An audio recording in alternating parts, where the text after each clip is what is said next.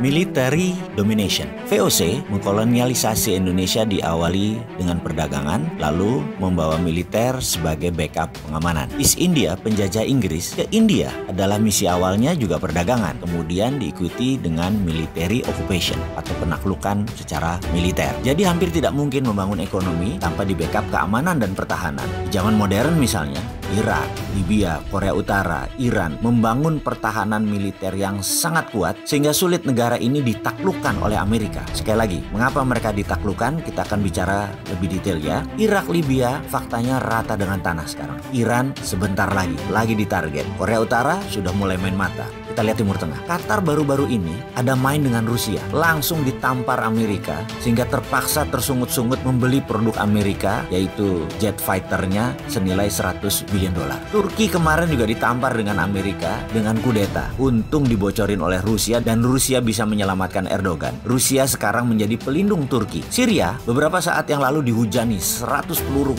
kendali Exocet oleh Amerika dari kapal induk mereka. Tapi hanya 21% yang masuk. Sisanya diblok dengan umbrella roket Rusia. Semua di counter bloknya di udara. Terlihat Rusia sangat kuat ternyata pertahanan militernya. Amerika serang Syria tersebut hanya bertahan sehari kemudian mundur lagi. Amerika kalah di Syria. Rusia pemenangnya. Dan ini adalah military domination. Kita lanjut tentang military domination. Cina menekan Nepal. Cina perang dengan India di Kashmir. Cina menekan Myanmar. Semua dengan militer karena mereka semua adalah home soilnya Cina. Dengan Taiwan. Dengan semua negara Cina yang nempel di perbatasan. Cina menekan mereka semua. Karena bagi Cina penting menjaga border darat tersebut. Secara kalkulasi, untuk urusan military domination, Amerika masih nomor 1 di dunia. Amerika anggarannya adalah 1.000 billion dolar per tahun. Sementara kalau dibandingkan Indonesia hanya 109 triliun atau 9 billion dolar alias gak sampai 1%-nya anggaran militer Amerika. Bisa dibayangkan. Dan military industry adalah penyumbang devisa 20%